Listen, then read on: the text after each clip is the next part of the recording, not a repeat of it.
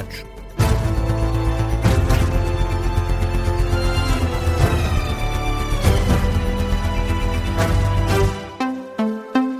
Uma da tarde, as notícias na Rádio Observador com o Miguel Cordeiro. O Papa Leão XIV apela aos que têm poder de iniciar guerras que escolham a paz, um apelo que é feito em plena guerra no Irão.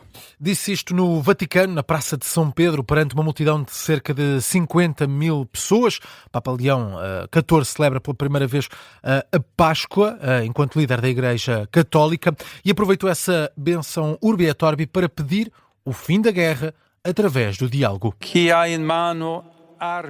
tem armas nas mãos, que as deponha. Quem tem o poder de desencadear uma guerra, que escolha a paz. Não uma paz alcançada pela força, mas sim pelo diálogo. Não movida pelo desejo de dominar o outro, mas pela vontade de o encontrar.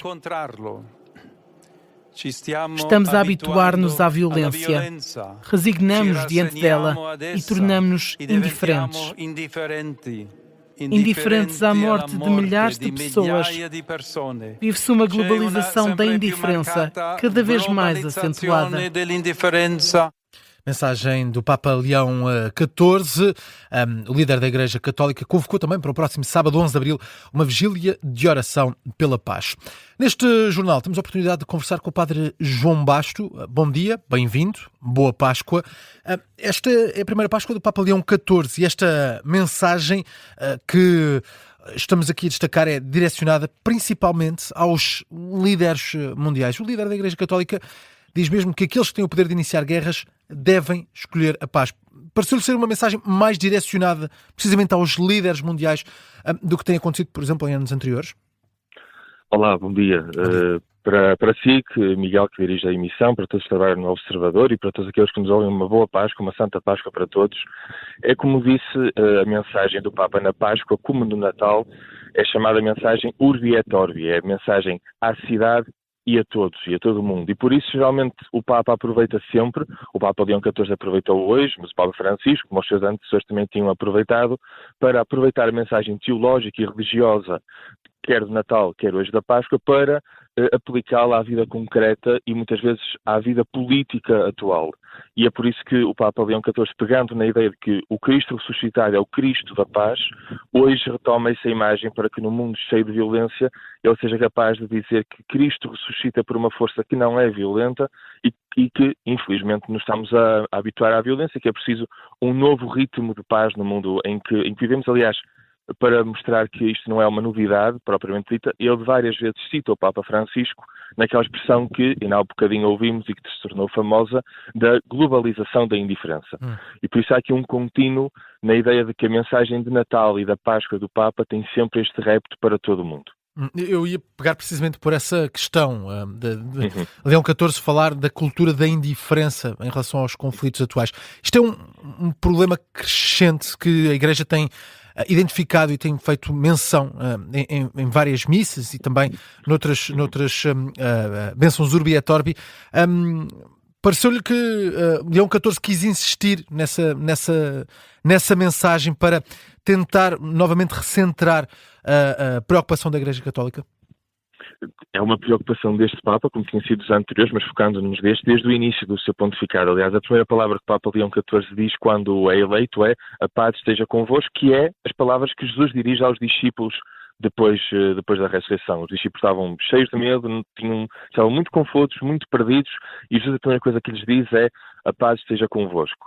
É óbvio que a Igreja, como tem também, a partir do Evangelho, uma incidência na vida prática, nós podemos traduzir isso de incidência na vida política, na vida do bem comum. Aliás, o Papa Leão diz que a ressurreição e a paz não pode visar o próprio interesse, mas o bem comum, e que não impõe os próprios planos, mas colabora com outros para procurar um plano maior. Creio que é claramente a mensagem que a Igreja tem tentado aprofundar ao longo dos vários pontificados, mas neste em particular, que tem visto o iniciar de muitas guerras, em que a Santa Sé tem tentado ser a voz de charneira e de consenso, mas que nem sempre consegue, precisamente por isto, porque quando a voz da paz e do amor é ouvida, a voz da verdade é ouvida, muitas vezes não tem consequências práticas naqueles que a ouvem. E o Papa claramente nota isto, principalmente nos líderes com quem conversa. A Santa Sé tem uma vasta rede diplomática e por isso é muito avisada e é um bom sinal, como um canário da mina, daquilo que se passa no interior do nosso mundo. E a pegar precisamente nessa influência que pode ter a Igreja Católica, porque ao contrário do que já aconteceu em anos anteriores, ou em outras celebrações, como por exemplo no Natal, não há propriamente uma trégua pascal, não há na Ucrânia, não há no conflito no Médio Oriente. Isto mostra que os líderes mundiais estão mais afastados dos apelos da Igreja? Eu não sei se os líderes mundiais estão afastados dos apelos da Igreja. A Igreja, como outras religiões, quando vividas com responsabilidade e de forma autêntica, são religiões que procuram o bem comum, a paz, a convivência fraternal entre os povos e o reconhecimento dos excluídos. É óbvio que quando nós temos líderes mundiais que não dão atenção e não priorizam nenhum destes elementos, a voz da Igreja e de outra qualquer comunidade que procura o bem comum seja menos escutada. Acho que não é uma questão da Igreja, é uma questão de claramente as pessoas que muitas vezes comandam os destinos da humanidade estão um pouco desintonizadas deste objetivo da paz. Muito obrigado por esta análise, Padre João Basto. Obrigado e uma boa Páscoa. E boa Páscoa para todos. E seguimos com outras notícias neste Jornal da Uma. Donald Trump anunciou esta madrugada a mais ousada missão de resgate da história dos Estados Unidos. Envolveu centenas de militares das forças especiais, mas o Irão, Miguel, fala de uma derrota humilhante para os norte-americanos. Estamos a falar do resgate do piloto que estava no caça F-15 que foi abatido pelo Irão. Isto aconteceu na sexta-feira. E Donald Trump hoje nas redes sociais fala numa operação com sucesso. Diz que o militar estava retido em território inimigo, mas que os Estados Unidos estavam a acompanhar essa localização permanentemente. Estava nas montanhas do Irão e foi resgatado, diz Donald Trump, são e salvo. O New York Times acrescenta que o piloto foi para o Kuwait, transportado para o Kuwait para receber tratamento médico e fala também numa operação de sucesso. Na Rádio Observador, Rui Vilar, especialista em defesa, diz que esta operação norte-americana mostra a capacidade das forças dos Estados Unidos. Esta missão é uma missão, de facto, de uma demonstração de força, mais uma vez americana, muito grande, mas não nos podemos esquecer que estamos a falar de pilotos altamente treinados para este tipo de cenários. Eu olho para isto de uma forma muito pragmática e sem lados. Olho para isto na ótica da estratégia que cada país está a ter em termos militares. Assim, há uma supremacia absoluta no espaço aéreo iraniano por parte dos Estados Unidos.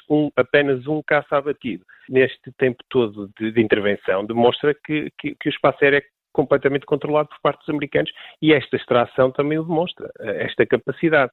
Análise de Rui Vilar no Gabinete de Guerra desta manhã.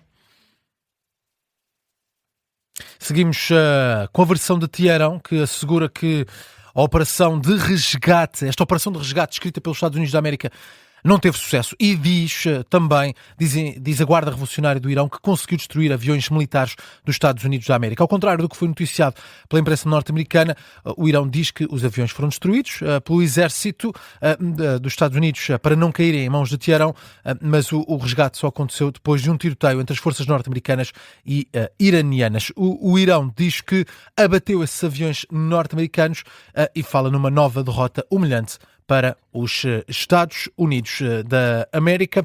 A informação que continuamos a detalhar ao longo desta tarde informativa na Rádio Observador.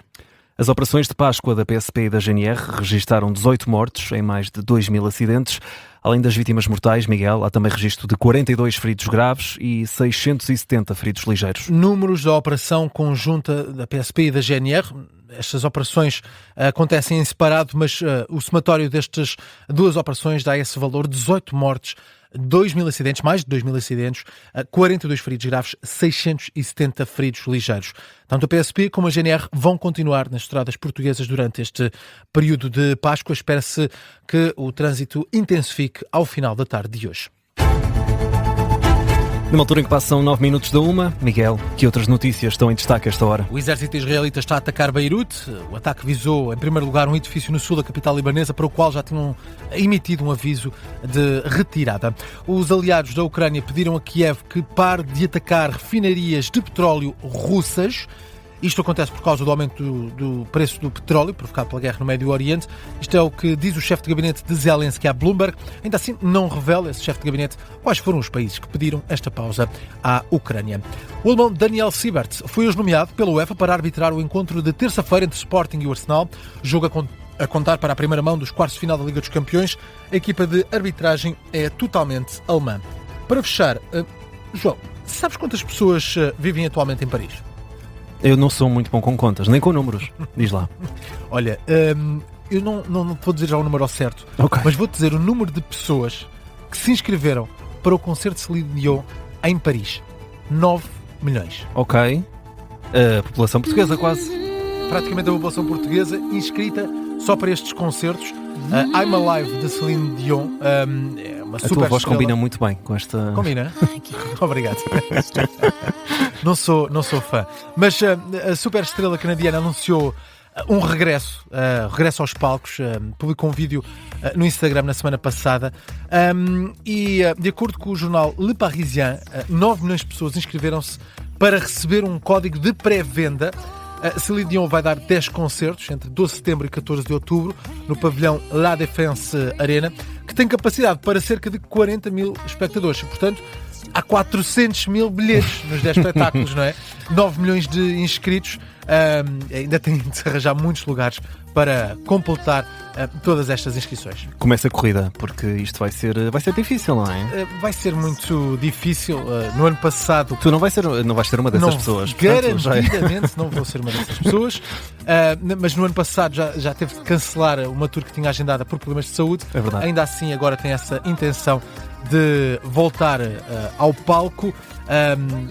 Voltar ao palco, neste caso, em França. A área metropolitana de Paris tem cerca de 11 milhões de pessoas. Neste caso temos 9 milhões de inscritos apenas para os concertos de Celine Dion. E bem, vai ser uma enchente. Celine Dion a fechar este Jornal da 1 com I'm Alive.